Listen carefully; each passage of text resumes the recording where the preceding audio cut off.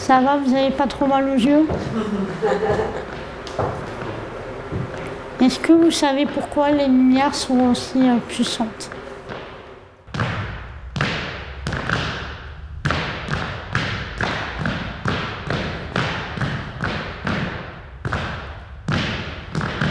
Ça aide le comédien à s'habituer à la lumière des projecteurs sur scène parce que du coup, la puissance des ampoules a la même puissance des projecteurs.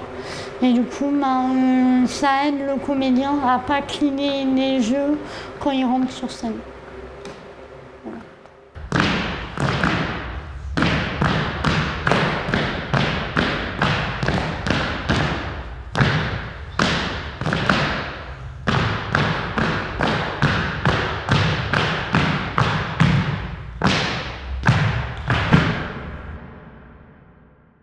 L'Oiseau-Mouche, donc aujourd'hui c'est une compagnie avec 20 comédiens en situation de handicap mental.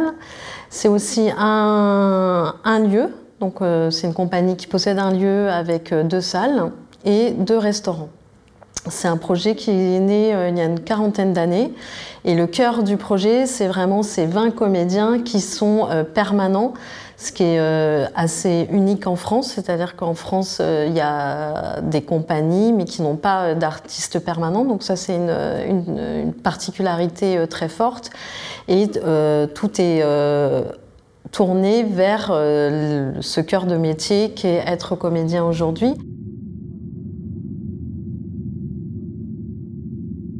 La compagnie L'Oiseau-Mouche a été créée en 1978.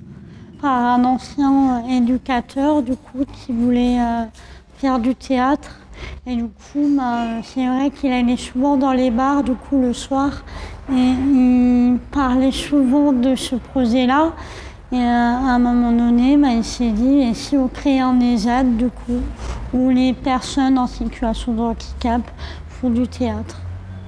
Ouais, au démarrage, le metteur en scène s'appelle Hervé Luc qui fonde l'Oiseau-Mouche. Donc il a ce rêve un peu fou de faire monter des personnes en situation de handicap mental sur scène en tant qu'artiste et non pas pour un projet d'art-thérapie, mais vraiment pour ce que la singularité peut ramener sur le plateau. Et du coup, il va créer un atelier amateur au démarrage avec des amis artistes. Donc il y a un joyeux mix donc, qui a été créé sans doute autour d'une bière dans un bar de Roubaix. Et à la fin de leur première année d'expérimentation, ils décident de faire une restitution publique. Et, sauf qu'au lieu de louer le gymnase d'à côté, il parvient à louer l'Opéra de Lille. Il y a une belle anecdote par rapport à l'Opéra de Lille, c'est que les comédiens étaient masqués et du coup on ne voyait pas du coup leur visage. Et au moment des applaudissements, ils ont retiré leur masque et ils ont découvert aussi qu'il y a des personnes en situation de handicap. C'est-à-dire qu'effectivement, ce premier atelier qui termine par l'Opéra de Lille, c'est un atelier de mime. Ouais. Ça jette un pavé dans la mare parce que c'est l'Opéra de Lille, parce que les spectateurs ne se rendent pas compte en fait, que les artistes sont en situation de handicap sur le plateau. Et du coup, ça attire beaucoup d'attention sur l'Oiseau-Mouche, qui du coup en profite pour s'auto-déclarer CAT, Centre d'aide par le théâtre. Donc là, on est encore sur quelque chose qui est entre l'amateur et le professionnel. Mais ça attire tellement l'attention que le spectacle est acheté. Donc tout d'un coup, les comédiens partent en tournée, commencent un peu à se professionnaliser. Et en 81, l'État nous accorde le statut de CAT, Centre d'aide par le travail, cette fois-ci, qui en fait nous permet d'avoir des financements pérennes, d'embaucher les comédiens. Et c'est pour ça qu'on dit qu'en 81, on est devenu professionnel, puisque les comédiens sont rémunérés pour leur travail au plateau. Ouais. Après, la chose la plus importante à l'Oiseau-Mouche, c'est qu'on n'a pas de metteur en scène. Du coup, à chaque fois qu'on fait une nouvelle création, on embauche un nouveau metteur en scène, du coup, pour avoir un nouvel univers. Et c'est sûr que l'Oiseau-Mouche, on a commencé petit et on a commencé à aller haut. On va dire qu'on a commencé par le mime, par le clown. Et dans les années 90, on a commencé à faire le test. Et dans les années 2000, on a commencé à faire du classique. Le texte à voix basse, on articule bien. 1, 2, 3, 4, 5, 6, 7, 8, 9, 10, 11, 12, 13. 1, 2, 3, 4, 5, 6, 7. 1, 2, 3. 3, le théâtre ne doit plus recommencer, la scène ne doit plus recommencer à se repeupler pour déverser tout ce qui vient. Lutte de trucs, chute de quoi, rengaine de clauses en traduction, coupure des 3 en 2, torsion grammaticale, masculinade, vie des hommes troncs, passage des têtes aux émancipateurs, sonnerie des preuves par 4, partition des choses en humanoïde, métalloïde, plateau en noir, plateau en blanc, matière en avalanche, de azur, du sable, de l'eau, de plexiglas, du formica, de trompe-l'œil, du caoutchouc, grillage à trous, colonne dorique, neige, pluie, lever de lune, roseau, plafond, caisson. Je ne peux plus voir dont j'en ai vu. Des hôpitaux, des ruines mycéniennes, des stations d'épuration reconstituées et des animaux poivrés. Énormément de décors, toujours et à chaque fois. Mais j'ai très peu entendu sonner français, peu entendu les coussins lyriques, peu fait entrer l'acteur en fond. Donc aujourd'hui, l'Oiseau-Mouche, c'est une équipe de 55 personnes. Dans ces 55 personnes, il y a 40 personnes en situation de handicap mental qui sont à la fois les interprètes de la compagnie et les serveurs-serveuses, cuisiniers, cuisinières des 2 restaurants. Et ces 40 personnes sont accompagnées par une équipe administrative, donc avec les métiers dont je parlais tout à l'heure, communication, production, diffusion, administration, et une équipe éducative dont la fonction est vraiment d'accompagner ces personnes en situation de handicap à l'endroit de leur métier. C'est-à-dire que nous, on n'est pas du tout dans le champ médical, on est plus dans un accompagnement lié à leur profession. Et du coup, on a mis en place à la fois tout un travail régulier d'enrichissement, de compréhension du paysage culturel, et il y a toute cette partie de pratique, donc ils sont eux-mêmes en auto-formation puisqu'ils donnent des ateliers entre eux, et on invite, donc cette saison, moi j'ai convié une dizaine d'artistes à venir donner en fait une masterclass aussi pour compléter leur formation au même titre qu'ils auraient pu le faire dans des formations comme l'école du Théâtre du Nord, par exemple, qui est basée à Lille. Donc cette saison, on reçoit des gens comme Michael Philippot, Vincent Thomasé, mais aussi Rachid Ouramdam. Il y a à la fois toute une présence artistique dans le cadre de cet outil partagé. Dans le cadre de la formation culturelle, donc il y a tout un programme de workshop qu'on fait toute la saison, où là on invite des artistes d'esthétique complètement différente pour qu'ils soient vraiment dans une pratique différente et une formation, parce que la particularité des comédiens en situation de handicap, c'est qu'ils n'ont pas accès en fait aux formations nationales. Après, on a 2 temps sport dans la semaine, du coup, pour se mettre en forme.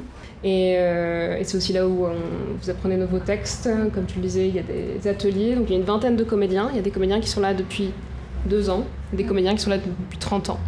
Donc on utilise aussi cette matière et cette expérience pour avoir des ateliers où les plus expérimentés vont travailler avec les plus jeunes. Mais l'inverse également est vrai aussi. Mais il y a une vraie solidarité, un vrai esprit de troupe qui est important et qui existe du coup dans cette formation culturelle qui soutient en fait toute l'activité de création. Au début, du coup, on a un stage d'1 semaine avec un metteur en scène et avec 2 comédiens qu'on a comme parrain et marraine qui nous suivent pendant toute la semaine. À la fin de la semaine, on a un spectacle à faire devant toute la compagnie et plus une discussion avec tout le monde. Le fait d'arriver ici, ça s'est fait petit à petit. J'ai fait un stage de 3 jours. Après, j'ai été prise, j'ai fait un essai de 2 semaines et après, enfin, un essai de 6 mois. Et donc voilà, ma rencontre avec l'Oiseau-Mouche, c'était ça. Le premier jour où je suis arrivée, on m'a donné un texte. Et moi, je dormais juste à l'hôtel là-bas pour les 3 jours. Et je me rappelle, c'était un texte sur la mer de Bretchy. Je l'avais appris par cœur et tout ça. Et le lendemain, j'avais réussi à le faire. Et donc voilà, j'ai été retenue et maintenant, je suis ici, voilà. Quand je joue une pièce, ça me permet d'enlever mon handicap. Parce que quand je joue, les gens ne voient pas, le public ne voit pas que mon handicap, ne le voit pas. Eux, ils voient que je suis un personnage. Malgré sa mise étrange, il n'a l'air ni d'un fou, ni d'un monstre. Ah! Par chance, la tempête a déposé sur nos côtes. Et dans notre pays, qu'il soit prince ou mendiant, les étrangers sont toujours accueillis avec respect. On est un peu comme une famille ou une tribu, j'avais envie de dire. Moi, on a beaucoup de chance d'être là. On a beaucoup de chance et on le sait tous qu'on a beaucoup de chance d'être plusieurs, d'avoir des gens qui veillent sur nous, comme les éducateurs, Nathalie, tout. Enfin, on est entouré, tout ça. Enfin, c'est une vraie chance. Pour moi, c'est vraiment à la fois c'est un lieu de vie. On l'appelle la maison, puisque c'est un endroit où on aime accueillir et où on aime être bien accueilli. C'est un lieu qui existe depuis plus de 40 ans. C'est une compagnie de théâtre, c'est un lieu d'utopie, mais d'utopie au sens concret, au sens que les projets les plus fous peuvent, les rêves les plus irréalisables peuvent se réaliser, mais voilà, ça demande un travail de longue haleine. C'est aussi une compagnie, c'est aussi un collectif, c'est aussi une troupe permanente. Et c'est aussi un lieu où, pour moi, voilà, la fantaisie et le travail vont tout le temps ensemble.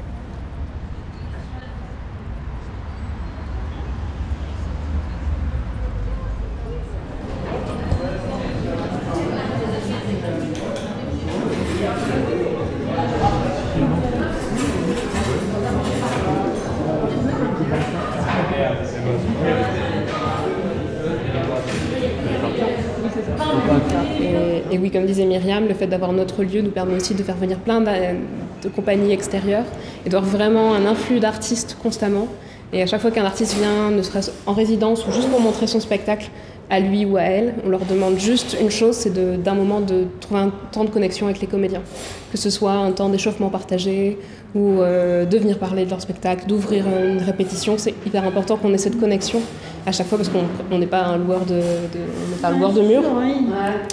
On est là pour créer de la rencontre artistique.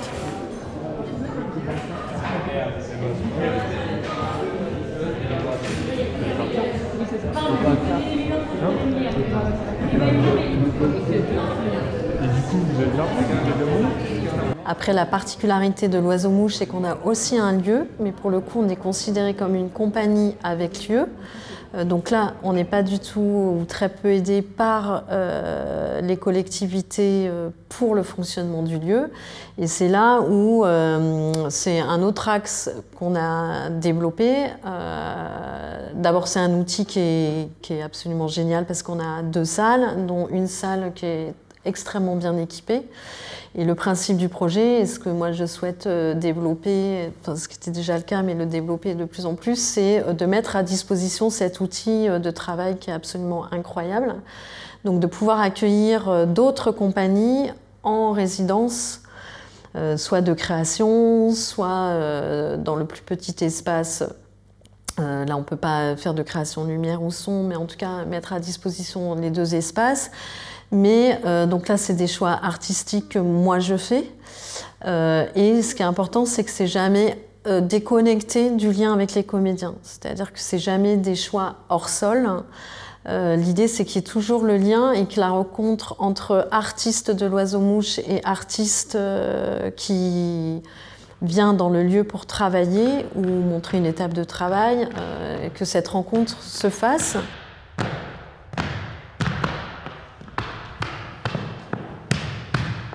Eh ben, je suis Amélie Poirier. Mon travail, c'est de faire des spectacles. Je connaissais l'Oiseau-Mouche depuis longtemps, puisque je suis d'abord venue ici jouer en tant qu'interprète certains de mes spectacles. Donc j'ai rencontré la compagnie comme ça, parce que je suis venue jouer au théâtre, en fait. C'est des corps qui sont beaucoup plus singuliers, qui ont une manière de se mouvoir qui est plus singulière aussi, qui est moins fabriquée par des années d'école, dans certains cas qui est plus brute. Donc ça, j'aimais beaucoup la singularité de chacun des interprètes. Et puis aussi le fait d'avoir un rapport assez dense qui soit aussi moins distancié. Parce que quand je travaillais avec des danseurs contemporains ou des comédiens, il y avait une espèce de... ça devenait des blagues, en fait, ces danses.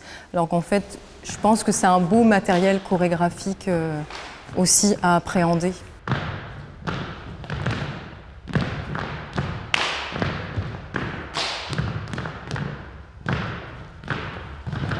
Amélie, elle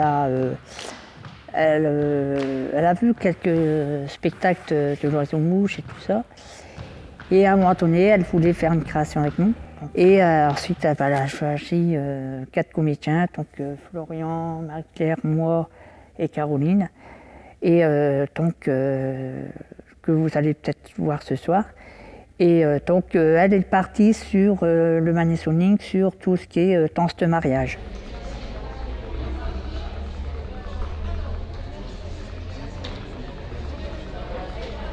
En fait, la base de la danse du Madisoning, c'est que toutes les rythmiques sont celles de la danse du Madison, qui est une danse bien connue, une danse de mariage, une danse de fête. Mais tous les mouvements qu'on faisait avec les bras étaient d'autres types de danse, ce qui fait qu'il y a une espèce de dissociation entre les pieds et les jambes.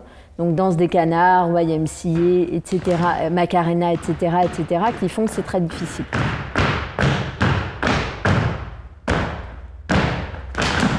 Au début, c'était très difficile. Elle est très exigeante, ça c'est normal. Hein.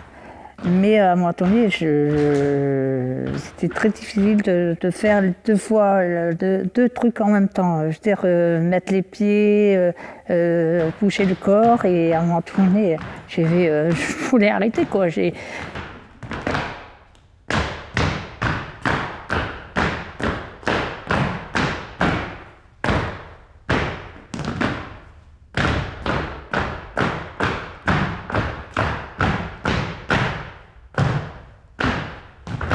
Et puis aussi, ça a été avec eux un très très gros travail sur la psychomotricité, puisque certains comédiens et comédiennes n'étaient pas latéralisés quand on a commencé le travail et ne dissociaient pas la gauche et la droite, par exemple. En ce qui me concerne moi, ce que j'ai beaucoup aimé avec Amélie Poirier, c'est que c'est une grande perfectionniste et que je suis quelqu'un qui suis aussi perfectionniste, donc je comprends bien son raisonnement. Néanmoins, je ne suis pas du tout à l'aise avec la gauche et la droite. Pendant toutes les répétitions, je portais un bout de scotch pour différencier mes 2 poignets et je suis extrêmement maladroite. Non, mais c'est une catastrophe. Donc, je veux dire... et elle, en fait, quand elle m'a fait répéter, elle a cru en moi. Moi, je me disais, au bout d'une semaine, je me suis dit, bon, elle va se rendre compte de qui elle est en face d'elle. Elle va me dire, allez, on arrête. Tu sais pas danser, c'est pas possible, on va pas y arriver. Mais non, elle pensait qu'avec du travail, on pouvait y arriver. Moi, j'étais assez heureuse parce que j'ai toujours pensé aussi qu'avec du travail, on pouvait y arriver. Mais là, je vous avoue que, sans prétention, je me suis surprise moi-même parce que j'étais vraiment pas douée. Et donc, donc voilà, c'est ce que j'ai aimé avec elle, c'est la rigueur et l'exigence de son travail alliée avec le fait que c'est quelqu'un qui vient de la danse classique. Et donc, quand on vient de la danse classique, il y a aussi une grande exigence et la recherche de la perfection. Donc, c'est ce qui nous a amenés là. Et aujourd'hui, mon grand plaisir, c'est de ne plus avoir besoin de porter de bracelet sur scène pour différencier ma gauche de ma droite. Voilà.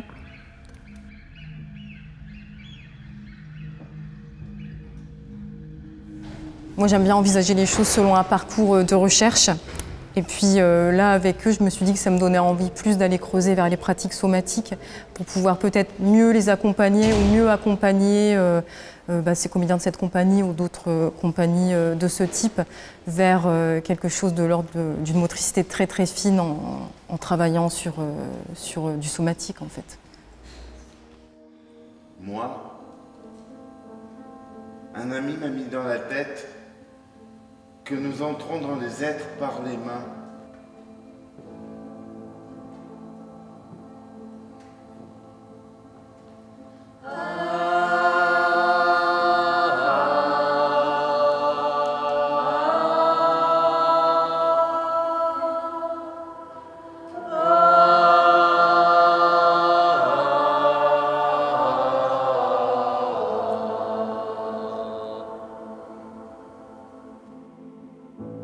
L'âme n'est pas dans les yeux. L'âme est dans les mains.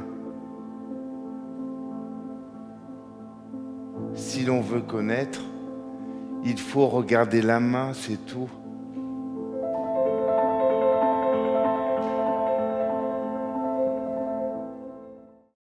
En 2016, le directeur de ce théâtre m'a rencontré et m'a demandé si ça m'intéresserait de venir rencontrer ces comédiens professionnels en situation de handicap mental, faire connaissance finalement avec ce groupe de comédiens au nombre de 23.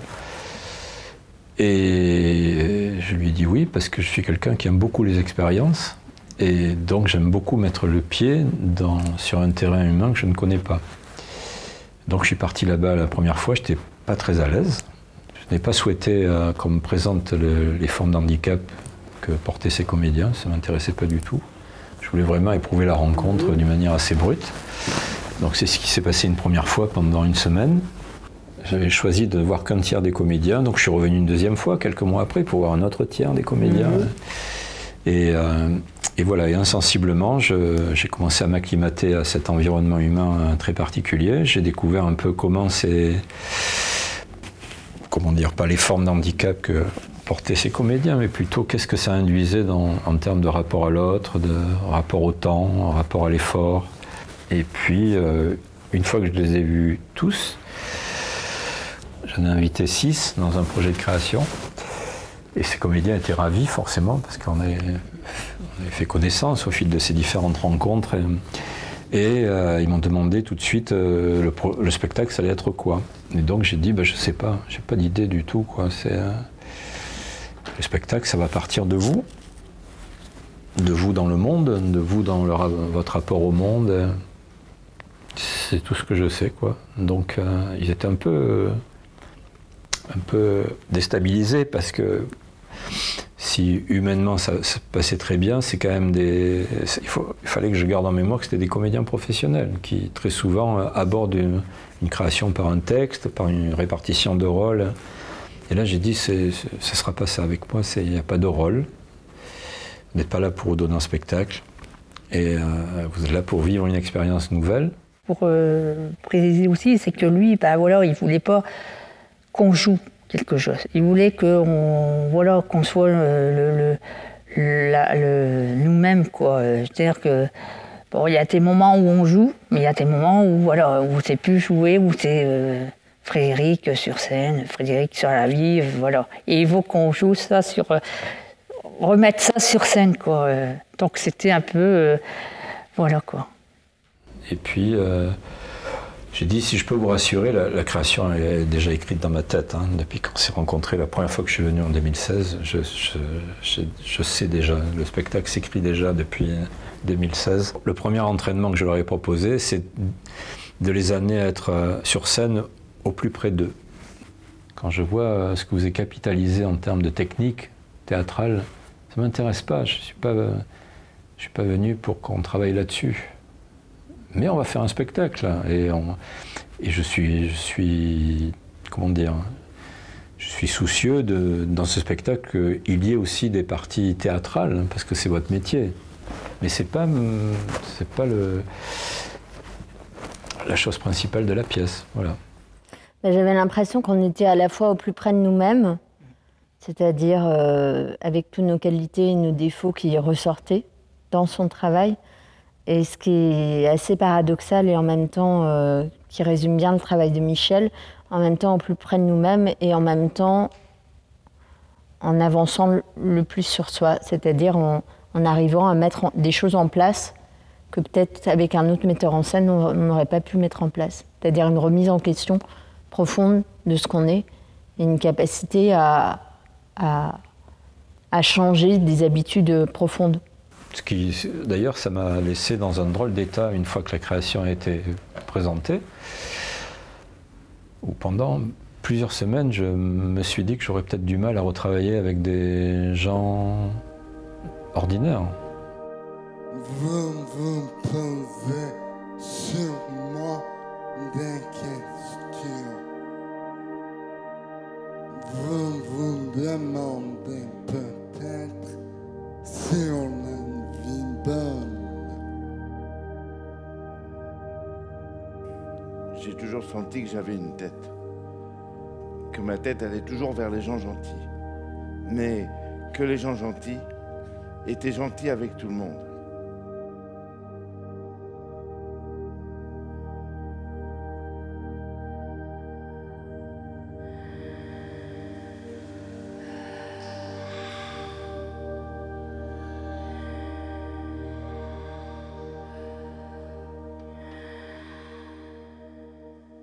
Et à chaque fois, pour les artistes qui viennent mettre en scène ou chorégraphier les pièces, forcément, ça les déplace aussi. Là où nous, on est super fiers, c'est à partir du moment où un artiste va intégrer un interprète de l'oiseau-mouche dans sa propre distribution, dans un projet qui n'est pas un projet de l'oiseau-mouche. Par exemple, Boris Charmatz qui a choisi un des interprètes de la compagnie pour sa pièce 20 danseurs pour le XXe siècle. Donc dans ces 20 danseurs qui représentent les 20 danseurs du XXe siècle, il y a un des interprètes de l'oiseau-mouche.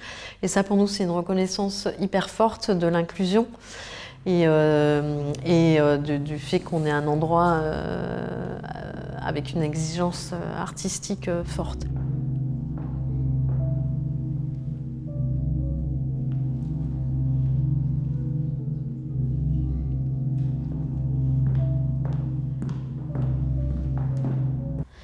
Et puis, ce que c'est l'oiseau-mouche, c'est aussi une grande part de ma vie. Je veux dire, quand on sait que dans la vie, on est tous mortels et qu'on vit maximum environ 90 ans. Donc, c'est faire des choix. Donc, pour moi, je fais pas un métier juste pour gagner de l'argent. Donc, les choix que je fais, c'est qu'ils me tiennent vraiment à cœur. Et c'est que c'est une vraie prise de décision d'être là où je suis. C'est pas du tout quelque chose par hasard. Oh, j'aime bien, j'ai vu de la lumière, je suis rentrée. Non, non, c'est pas du tout ça. Donc c'est vraiment un lieu que j'ai choisi par passion et par choix. Donc j'ai conscience de chaque jour qui passe. Et du coup, c'est un lieu où je passe une bonne partie de ma vie.